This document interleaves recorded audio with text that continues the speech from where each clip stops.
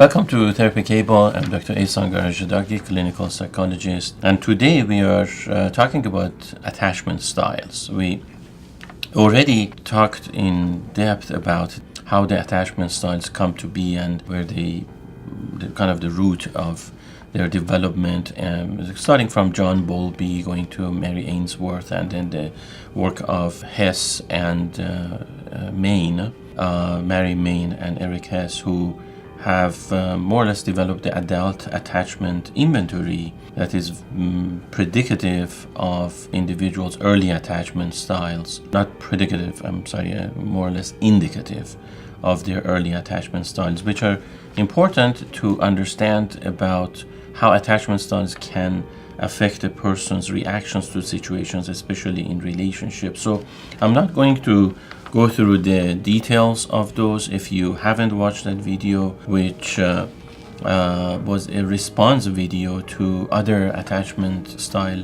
videos on the internet, please watch that. I hope there's a link in the description that you can find, and if not, you can just search for attachment styles and I'm sure you can find the other video. But very briefly, I have a diagram that we put together of two dimensions here. It's kind of simple. One is the dimension of anxiety and the other one is dimension of approachability.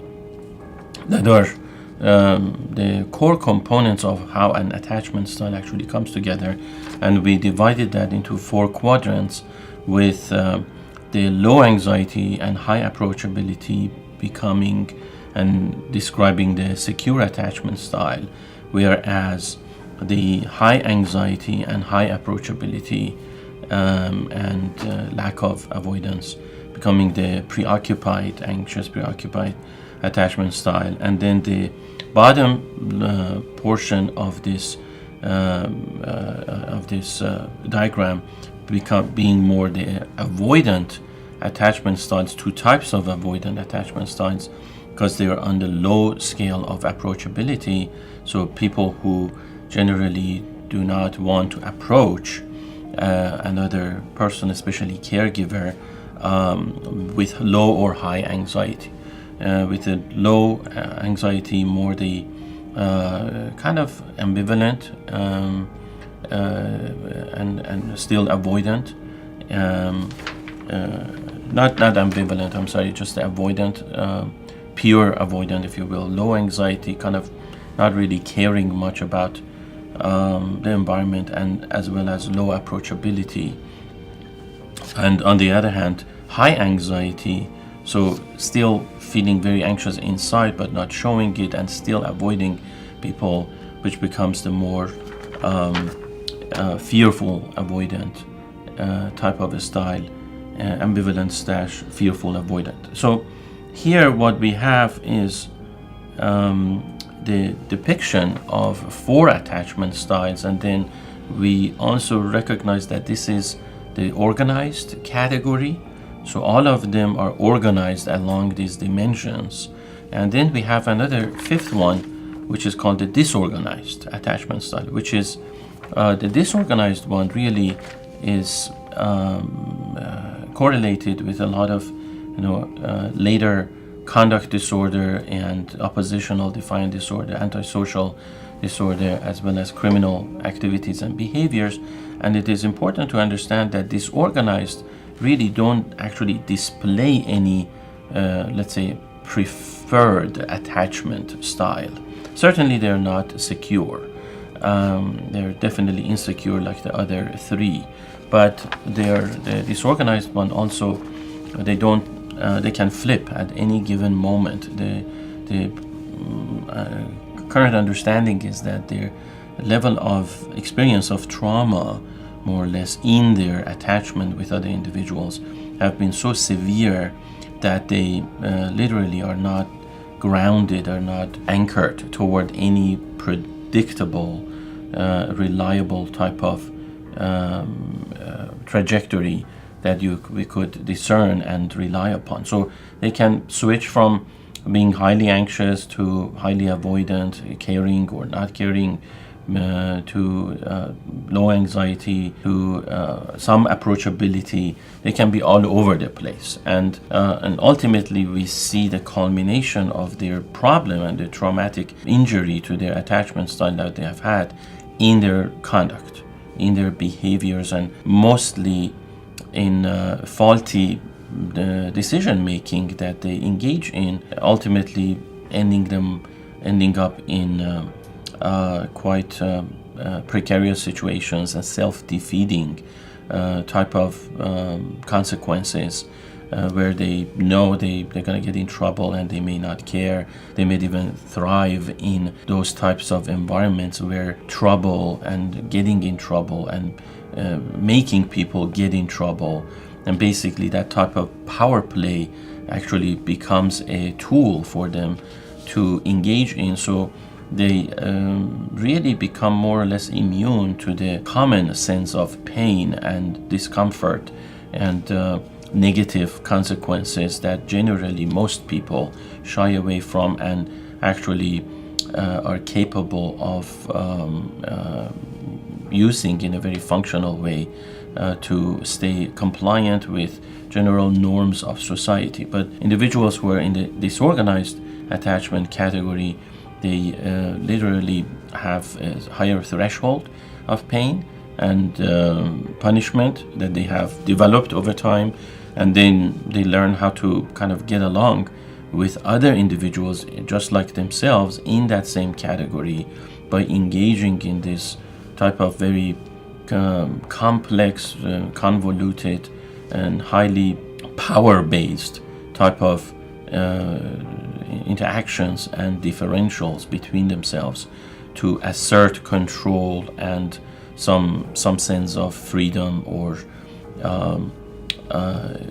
kind of a ability to live their lives within a very confined space, such as prison environment, locations, or possible arrangements that have high restrictions yet some level of freedom. That is something that is, again, very isolated, not in the general public. We don't see that much in healthy, more functional day-to-day relationships in the work environment, in general family functions. It's really isolated to very what we call forensic environments, where this population is more under restrictions, under control, and generally not available to interact with the public.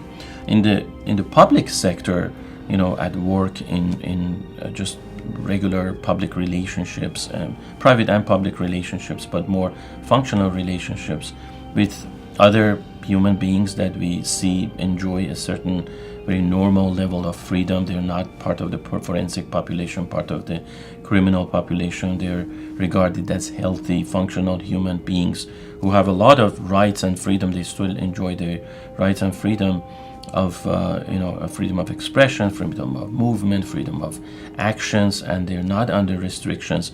So more or less the folks that we interact with on a daily basis, whether it is within our family interactions or work, we see mostly the organized attachment styles. And specific subset of that organized attachment style that we also see happening is within romantic relationships, and that is part of what I would like to go into today in addressing this basically combination of attachment styles that we may get within romantic relationships. You would wonder, do you always get two people, for instance, from the same category, or maybe opposite categories, or styles, and how would that unfold? So there are certain patterns and kind of, I would say, predictable types of reactions and interactions that we can see within coupledom or relationships, where two people come together, they interact in a very predictable way that is related to their attachment style rather than anything else, and we want to get into that. When people have two secure attachment styles, let's again refer to the diagram, with low anxiety and high approachability, if two people have both the same secure attachment, so how would that look in a, let's say, given interaction between two people as they are negotiating their way around certain problems or stressors or disagreements? And let's look at that and let's give an example of how to raise children. Let's say when it comes to the notion of being forgiving or not. If two parents are talking about their child, maybe the child has been unfairly treated at school, maybe bullied a little bit, and then his parents have different opinions about how to go about this, like whether or not they should instill in their child a sense of tolerance and forgiveness, and if they do, also how do they level that or balance it against the sense of assertiveness and standing up for one's rights and really kind of fighting for one's rights, and how do they do that? How do they negotiate these differences if they have secure attachment styles? So what I would like to propose is that we start with the understanding that a disagreement, or the answer really goes this way. It depends how people look at disagreements and their way of negotiating their positions within the relationships around the disagreements.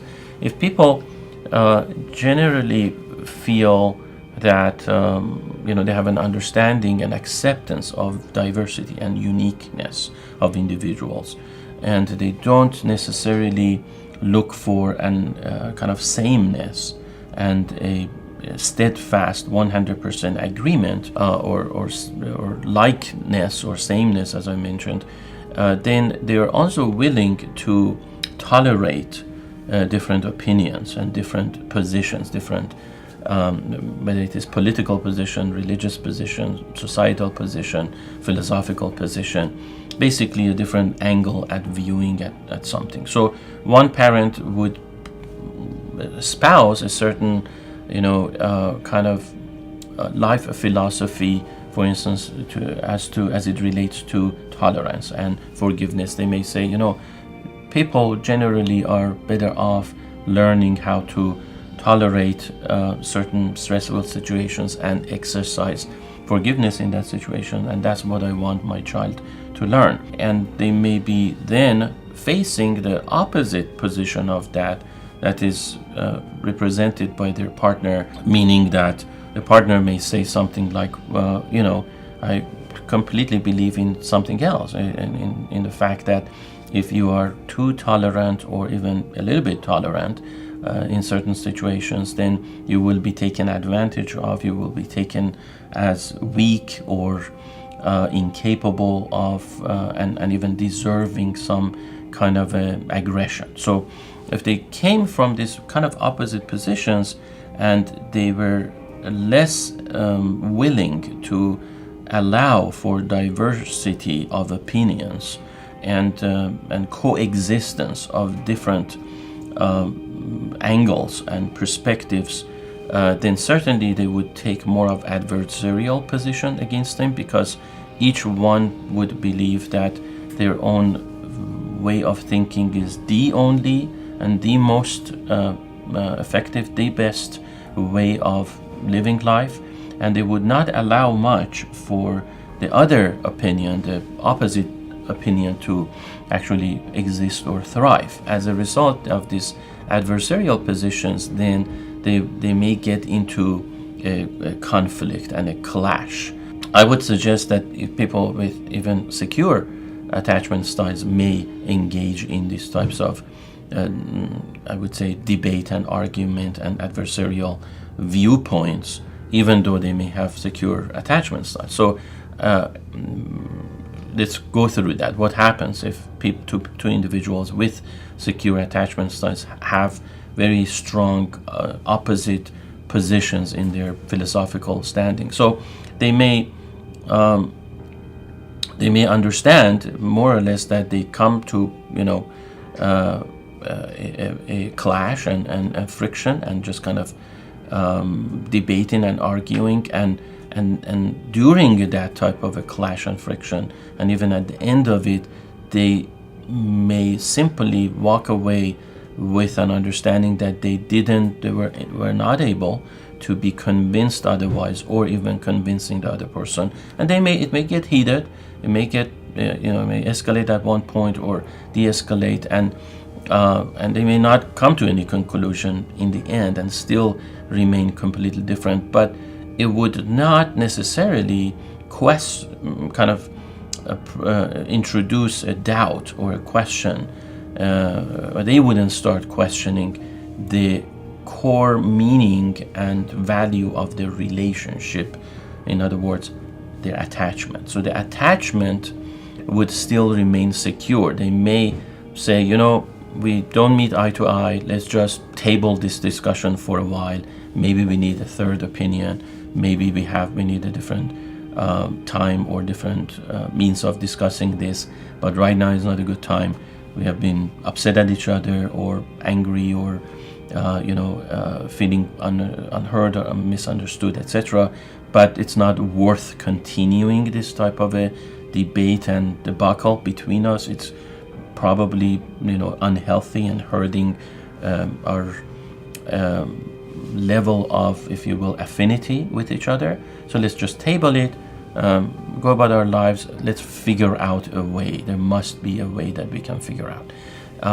So therefore, they are not allowing this debate and argument, even if it is adversarial in nature, to impact negatively, to damage the underlying core attachment between them. They wouldn't suddenly say certain things like, I believe you're the wrong person, or this is the wrong relationship.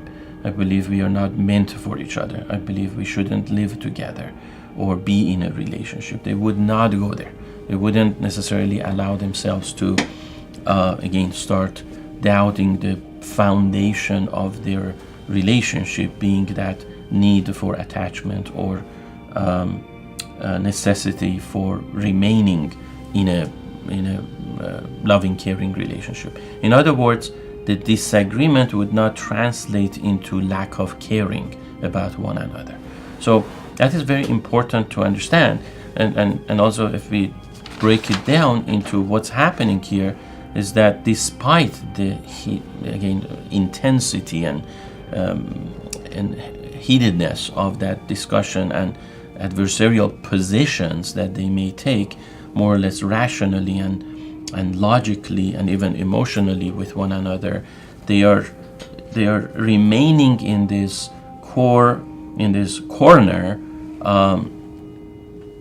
point of these dimensions, meaning they can, as it relates to their attachment, their anxiety about attachment does not escalate. They regard as attachment as still functional, secure. There's nothing to question, no reason to question the attachment itself. So the anxiety remains low, and also their approachability toward with each other remains high. They don't flip into the opposite position of I have to avoid this person just because, let's say, if in my mind they are taking this adversarial position, and as a reason it may seem like they are against me and they are going more or less against the current that I'm in, then I would have to also avoid them. I would have to stay away from them, which would be more of the low point of the dimension of approachability.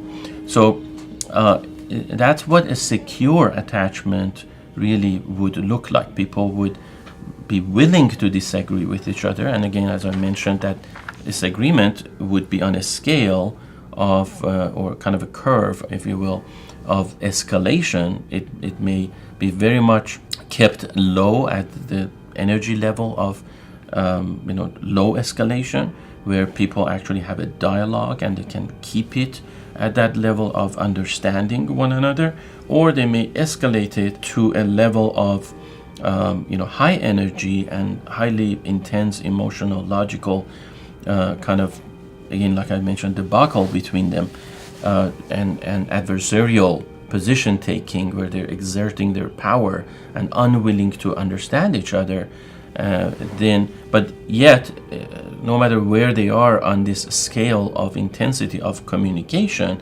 understanding and misunderstanding, they do not translate that to their attachment, to their level of connection and caring for one another. They are willing to separate these two issues and topics. They separate these at two different realms. I still love this person, I care this person, despite our differences, I feel like I am being cared about and cared for, and loved and appreciated. That's our glue, that's our connection, that's our attachment, that's our love, whatever we want to call it. Despite this, we may disagree about certain things, completely, fundamentally disagree about things. That is quite a paradoxical state of mind to be in, that not many people are actually capable of doing that. However, many times you do see that quite a few people, in terms of people who have had some experience, some training in more or less being able to navigate these two realms of human interaction, they're actually capable of doing so. You may see that in certain circles, of your friends, family members, some people. It's certainly a fraction of the population. I would say maybe 5 to 10% of the population possesses that type of ability and skill to be able to kind of navigate both of these realms. But it can happen, and it does happen. And it's also a good testimony to the strength of their secure attachments. And in other words, let me use two other terms that usually is meant within the attachment theory, which is secure base and safe haven. So subconsciously, this is nothing really that is so conscious to people, when they're talking to each other and they say, I feel really cared about, and this person is my secure base or secure safe haven. They don't say that. People generally don't even know about these concepts, but it is good to highlight these, that this is really what kind of happens subconsciously, that a person has learned that the partner represents those two psychological and emotional, mental positions with one another.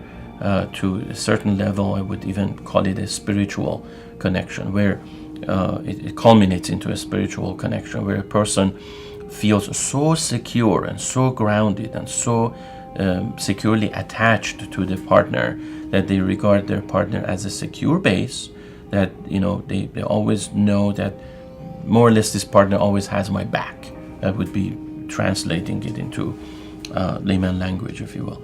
And also the opposite of that even though we may disagree and kind of separate logically from one another, or even to some extent emotionally, I can always go back to that secure base.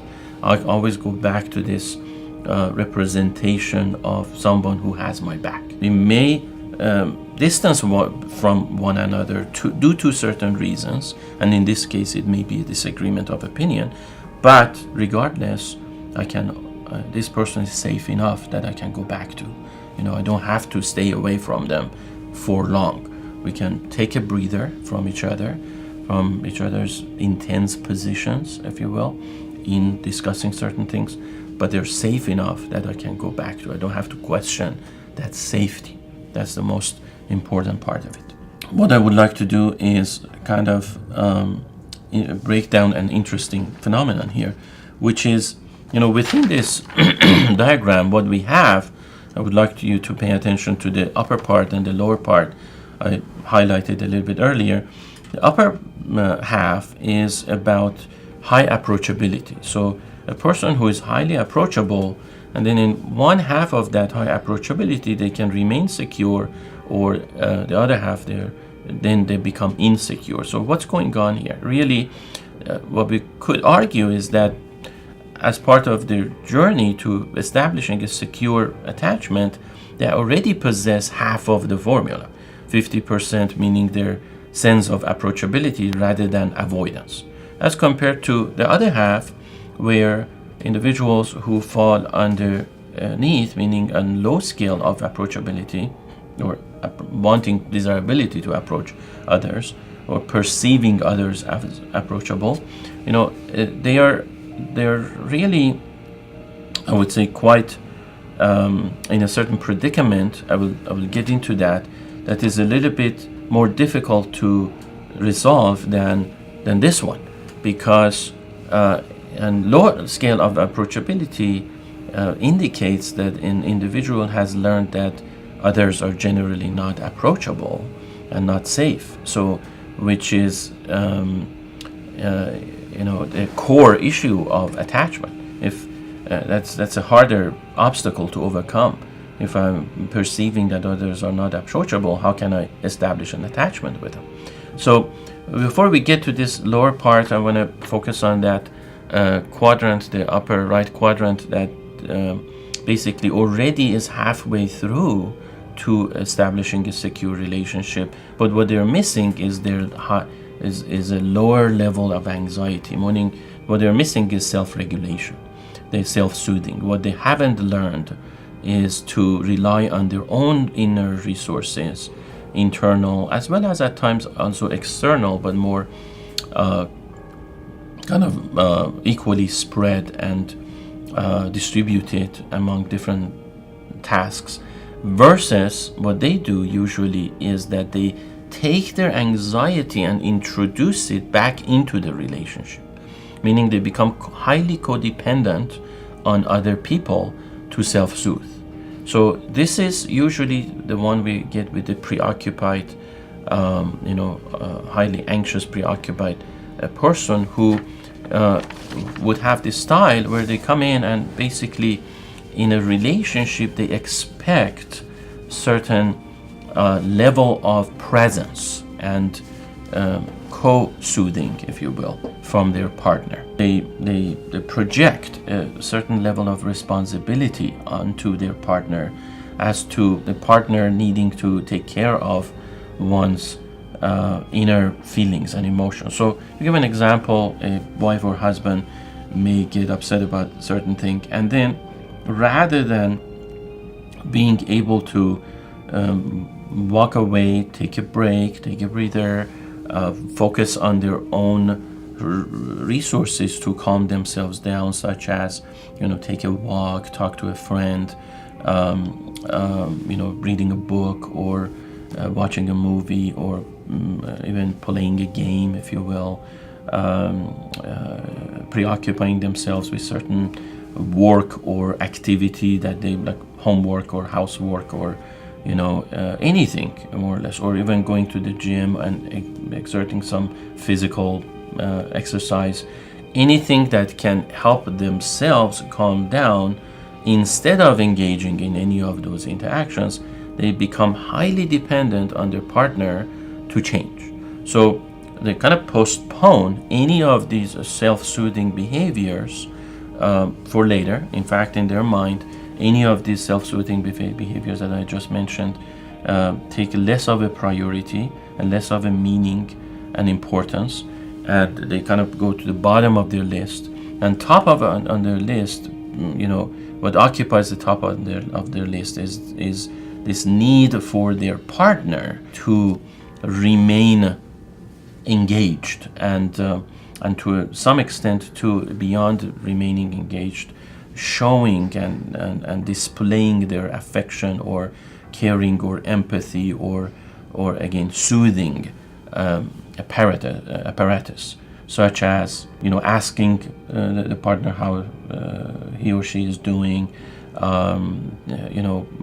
expressing remorse or expressing some kind of an understanding, expressing some emotions at times. It doesn't even have to be verbal. At times it could be a non-verbal communication.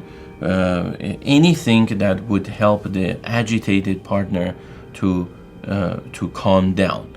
But the key differentiator here is that the agitated partner almost demands a certain action and reaction in the present moment from their partner.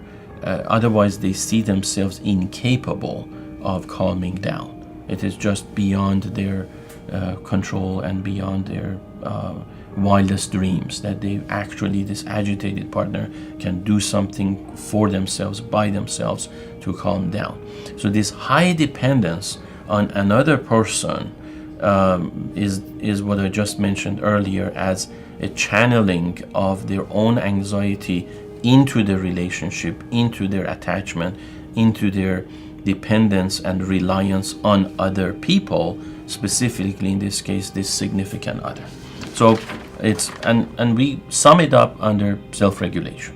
Ultimately, they lack in self-regulation, and they have made their own self-regulation highly dependent on other people's actions and behaviors. And by behaviors, we include generally actions, words, verbal, non-verbal, feelings, expressions, and movement, facial body language, verbal language. All those are included in behaviors. So therefore, if the preoccupied, anxious, preoccupied style actually learned some self-soothing strategies, really that would be the other 50%. It would solve the problem by learning how to become more interdependent. And by interdependent, I mean that they can learn, when they learn to independently self-soothe by doing certain things by themselves away from their significant other. And it can also include other individuals, but preferably, hopefully they can at least over time learn how to just self-soothe by themselves. So what they could do is, instead of highly relying on their significant other, kind of transition to other individuals and people in their lives, but even that wouldn't be ideal, because there's still others that have to be in the picture for a person to self-soothe, to a point that they can gradually just kind of flip to the other side of being able to self-soothe. So flip to the low state of anxiety by themselves. And then that's how they can switch from being preoccupied to more of a secure individual. And how they would do it is, over time they would learn certain practices, again, actions, behaviors that they can engage in by themselves. And there are tons of them, that don't require another person to be present. And that's more of a transition. They would transition from this highly dependent state of mind, where everything includes other people, in moment-to-moment interactions, to a less dependent on others and more reliant and dependent on self. So, in other words, self-reliant type of strategies and mindset, where individual can actually just experience the world alone. They're not lonely, and it wouldn't be feelings of loneliness, but they would be able and quite capable of being alone and be happy and content for that moment, for that short period of time. Everything would be fine. They would rely more heavily individually, internally, on enjoying that time being alone, doing self-soothing things, and equally valuing it as a time well spent in their lives. So that's that upper half. And then what I would like to do here is go into the lower half. But before I do that, I want to just bring up then the combination. You could at times have a combination of a secure partner and a preoccupied partner. And it's not a bad partner or combination. In fact, if you always, at times, if you have a secure partner within that combination, so a secure and any of the other three, it's a quite good combination, because what happens over time, if things are done right, and if other psychological, functioning is basically in place, if other psychological resources and faculties of the person is intact and they're working well, what happens is we see the insecure individuals or attachment styles gravitate toward becoming more secure. So they kind of learn through role modeling and observation, more or less vicarious learning, as well as some self-improvements to copy more or less the style of the secure person. And at times, if the other psychological faculties of a person are not necessarily quite functioning, so, and maybe there is trauma, there are life-changing events, then it could actually flip, where influence of any of these other insecure styles would be so high, and their situation would be so traumatic and chaotic and unsettling, that the secure person may actually develop into more of an insecure style, and we will get into that as well. So I think I'm going to end this video clip on really the upper half of what we discussed, the upper half of this quadrant, and we're going to create another video about the other two styles, and then also the combinations of how possible combination of any of these styles together would affect the quality of a relationship. Thank you for watching. Stay tuned for our other video. Make sure you watch the other attachment styles videos and let us know what you think. We welcome your comments. Also subscribe for more videos if you would like to receive more information about attachment styles, as well as relationships, as well as other psychological principles. Thank you for watching. Have a wonderful day.